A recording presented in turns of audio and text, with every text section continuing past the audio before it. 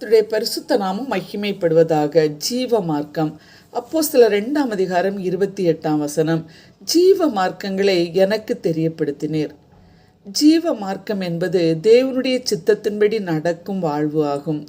இயேசு கூறுகிறார், நானே வழியும் சத்தியமும் ஜீவனுமாயிருக்கிறேன் என்கிறார். இது பாவமற்ற விசுவாசமான நித்திய ஜீவனை நோக்கிய நேர்மையான வழியாகும். இந்த வழியாக நாம் பயணம் செய்தால் அற்புதமான ஆனந்தத்தையும் அமைதி நிறைந்த வாழ்க்கையையும் நம்பிக்கையுள்ள எதிர்காலத்தையும் தருவதாக உள்ளது. ஜீவனுக்கு போகிற வாசல் இடுக்கமும் வழி நெருக்கமுமாய் இருக்கிறது. அதை கண்டுபிடிப்பவர்கள் சிலர் என்று இயேசு கூறுகிறார். அந்த சிலரில் நாம் ஒருவராக வாழ முயல்வோம். நிச்சயமாக இயேசு நம்மையும் வழி நடத்துவார். சங்கீதக்காரனாகிய தாவீது கூட தவறுகள் செய்த போதிலும் பாவங்களை ஒப்புக்கொண்டு மனம் திரும்பி தேவனோடு நடந்தார்.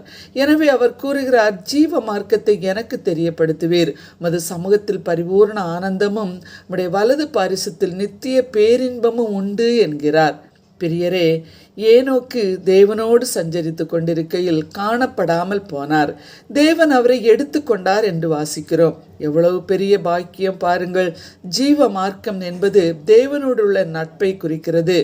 அவருக்கும் குடும்பம் உண்டு, மனைவி பிள்ளைகள் இருந்தார்கள். ஆனாலும் ஜீவ மார்க்கத்துக்கு தெரிந்து கொள்ளப்பட்டார். யோசேப்புடைய வாழ்க்கையை பாருங்கள். அவன் ஒரு வாலிபனாக இருந்தும் போர்த்திபாரின் மனைவியின் ஆசைக்கு இணங்காமல் பரிசுத்தமாய் தன்னை பாதுகாத்து கொண்டார். காரணம், ஜீவ மார்க்கத்தின் வழியை அவன் அறிந்திருந்தான். எனவே பரிசுத்தத்தோடு காத்து நடந்தார் என்று பார்க்கிறோம். நாமும் பாவத்தின் பரந்த பாதையை விட்டு பரிசுத்தமான ஜீவ மார்க்கத்தை தெரிந்து கொள்வோம். தேவன் நம்மோடு கூட இருக்கிறார், பயப்பட வேண்டாம். நிச்சயமாக நித்திய ஜீவனை அடைய கர்த்தர் உதவி செய்வார்.